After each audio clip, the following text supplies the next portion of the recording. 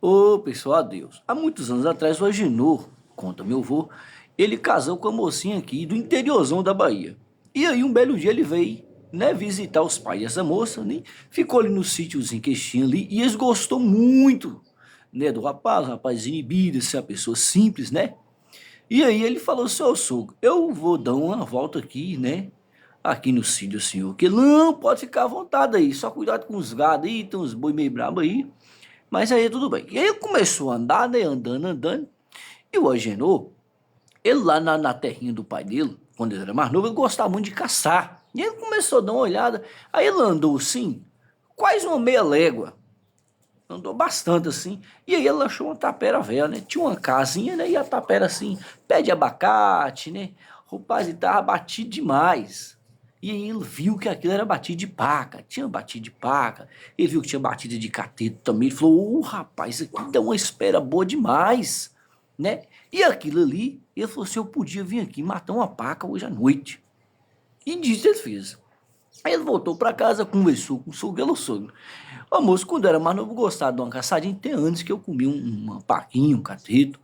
Você se importa eu caçar? E o sogro, não, moço, pode caçar à vontade, meu filho. A terra aí é sua. Pode ficar à vontade. Se quiser, eu falo com o fulano para ir mais cedo. Não, eu gosto de caçar sozinho. Não, então tá bom.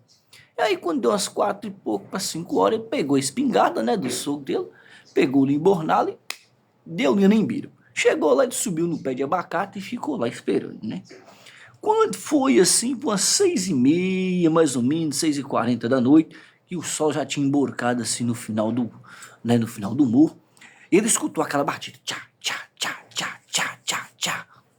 E aí ele ficou cismado, você vem, e aquilo deve ser um mateiro. Aquele lá apontou a arma, segurou a lanterna e ficou fixo, né? Quando pensa que não, ele escutou lá dentro da casa, né, um bato. E aí aquele clarão dentro da casa, uai. Aí ficou cismado com aquilo, né? E aí o barulho veio tchap, tchap, tchap e parou perto dele assim. Pera, Mical. E aí parou perto dele e ele olhando, olhando, olhando, né? Só que cismado com medo de lumiar a lanterna. Lumiar com a lanterna para ver o que era por causa da luz da casa. E aí aquilo ele escutou. Alguém foi uma voz de criança, falou assim, olá pai, ó.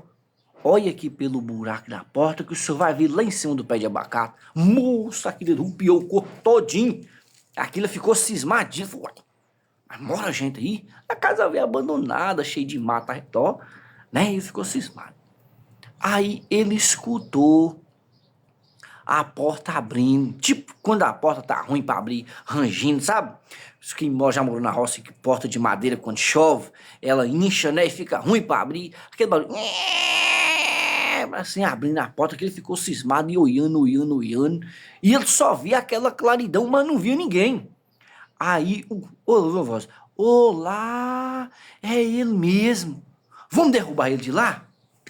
Aí, ele escutou, né, falando, e uma voz de criança, bora, bora, bora derrubar ele. E aí ele pegou a espingarda, né, e apontou para ver se ele via alguém, e não via ninguém. Aí ele escutou uma voz mais grossa. Eu já sei como é que, nós vamos botar ele para correr daqui. Quando o susto que não, ele só escutou aquele barulho como se fosse cortando de machado.